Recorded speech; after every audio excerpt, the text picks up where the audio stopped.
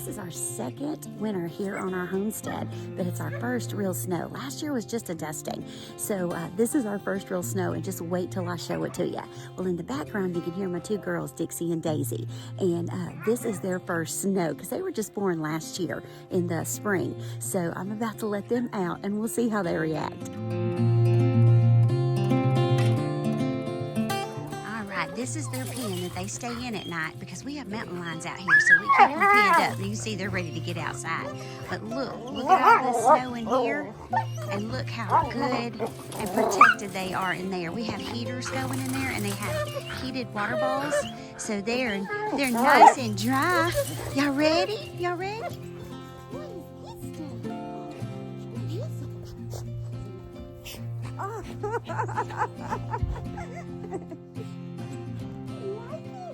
Like the snow. I think it's safe to say they're having fun in the snow.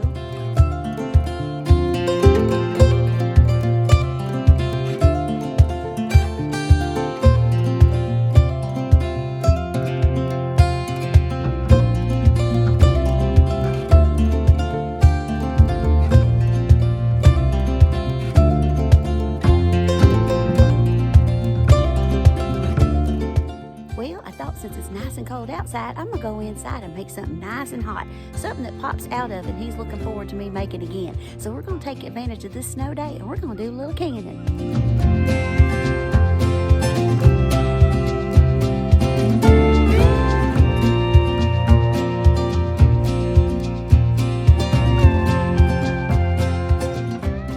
So I set these jalapenos in the refrigerator, let them thaw out overnight. We got these from a local farmer back in July of 24, and they are beautiful too. Now, ideally for this recipe, it is best to use fresh jalapenos, but since I don't have fresh, I'm going to use these frozen, and they're a little bit squishy, but that don't matter because I'm going to turn them into a relish, so the texture will be just fine for this recipe. So let's get busy. I'm going to show y'all how to make this. Now, I highly recommend wearing gloves for this step because what we're going to do is we're going to take and de-seed these jalapenos, and they're already real juicy because of the fact that they were thawed out, so you don't want any of that getting in your eyes.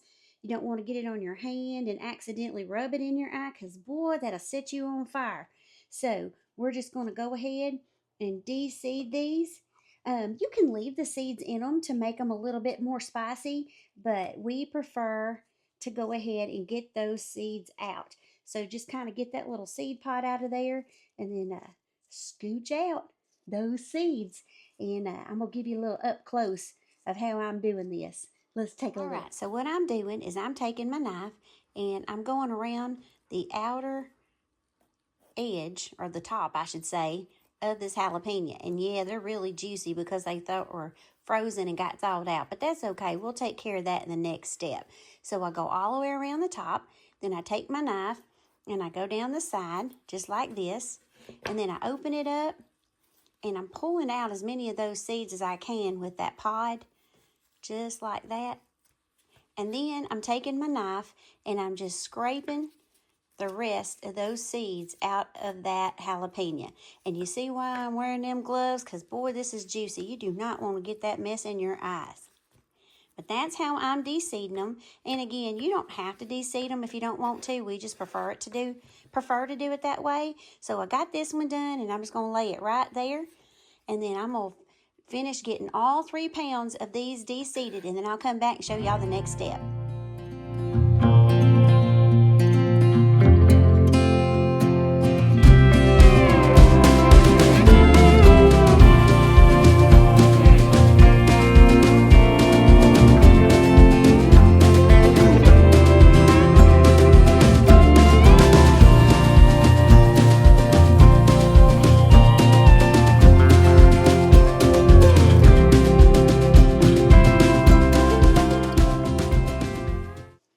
Okay, now that I have them all de-seeded, I am going to put them through this food processor and grind them up. This is more of a relish. Typically, Cowboy Candy is done with the jalapeno sliced in rings, but we prefer it to be more of a relish texture. So I'm going to put all of these through this food processor and grind them up to that relish texture.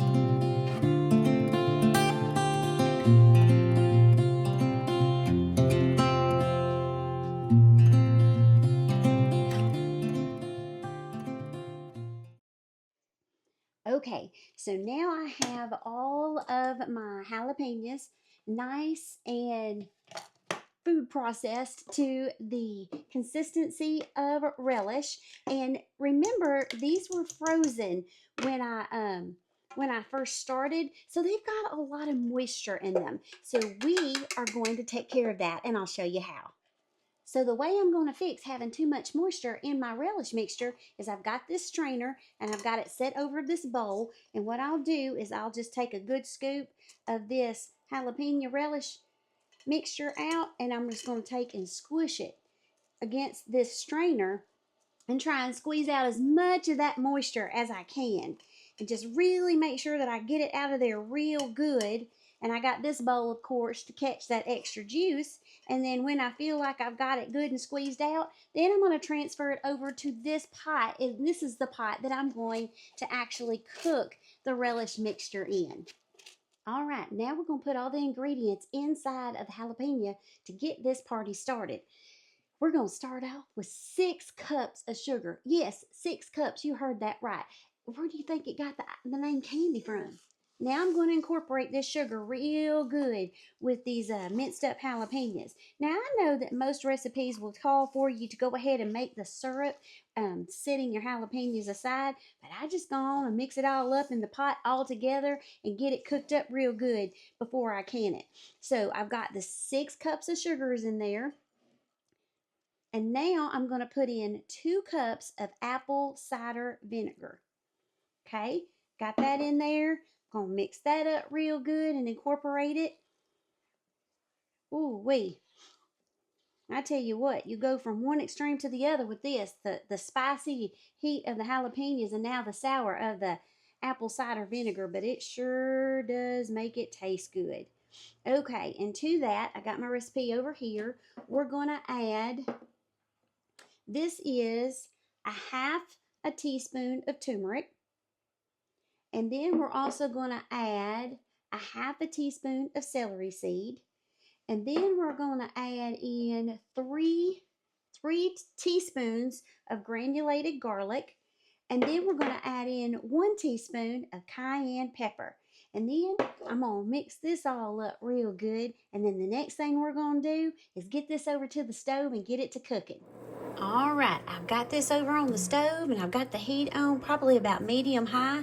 I'm going to bring this up to a rolling boil and let it boil for about 5 minutes. And then I'll reduce the heat and let it simmer for an additional 5 minutes. I'll bring you back when she's a-boiling. All right, I got it up to a rolling boil, so I'm going to let it do this for about 5 minutes. Then I'm going to reduce the heat and let it simmer for another 5 minutes. I'll bring you back when I got her to simmering. All right, I turned down the heat from that rolling boil, and now I'm going to let it simmer like this for about 5 minutes. That rolling boil was to go on and break up all them sugars, and the simmer is so it'll all come together nice, like a nice thick syrup. Ooh, wee, don't that look pretty? Now let's get this ladled up and get it processed. All right, so I went ahead and I jarred up as many of them as I could off camera, and I'll show you what I've been doing. I've been taking my slotted spoon and I've been draining off as much of the juice as I can, and I'm filling up the jars to about a 1/2 inch headspace. Now, you can do a 1/4 inch headspace, but I just prefer a 1/2 inch. And so what I'm doing is I'm getting them jarred up, filling it up to that spot, and then, of course, doing this stuff is so sticky, y'all. Let me set that there. Then I'm taking and I'm getting out all the bubbles that I can get out of there. Just get that nice and debubbled. And then I'm taking a paper towel that I got wet down with some white vinegar, and I'm wiping off the rim of the jar because I want to make sure there's nothing there, especially with this sticky syrup, nothing there to prevent a good seal. So I'm sanitizing that with the paper towel and the vinegar. And then I'm taking and putting my lid on it. If you like it, then you're gonna put a lid on it. And then I'm putting a ring on it. I really like it. And I'm just doing it to finger tight. And the reason you do it just finger tight is that you're just wanting to hold this lid in place while you do the canning process. Now I'm going to steam can these. Anything that you can water bath can, you can steam can. And steam canning is a lot faster because it doesn't require as much water as a big old deep water bath canner does. So I'm going to, I think I've got maybe 2 more jars of filling left in here. And I'm going to go ahead and get these in the steam canner. So I'll see you back when I got them loaded in the steam canner. All right, I got the steam canner going and it is in the zone. So I've got my timer set for 15 minutes. I will bring y'all back when she's all done. If you've never used a steam canner before, I highly recommend it. It's really good if you have a glass top stove. It's much better than putting a big old heavy water bath canner on there, and it goes so much faster. All right, the 15 minutes is up, and I turn the heat off and let it set for an additional 5 minutes because that's processing. Ooh-wee. Looky there, y'all. Oh my goodness. These turned out beautiful. Ooh-wee, ain't that pretty. Oh my goodness, y'all. These all turned out real good. I'm very happy with the results of this. And Rob is going to be very happy as well because I'm telling y'all, he literally eats this stuff with everything. Well, I sure hope that you enjoyed this video. And if you haven't already, we would love it if you would like, subscribe, and share. As you can see, we like to do a lot of canning around here. We are going to get ramped up for our garden here in the spring, and we hope to bring you through that journey from seed to seal. So if you haven't, again, we'd love it if you would like, subscribe, and share. All right now, y'all, until next time, y'all be blessed. Bye.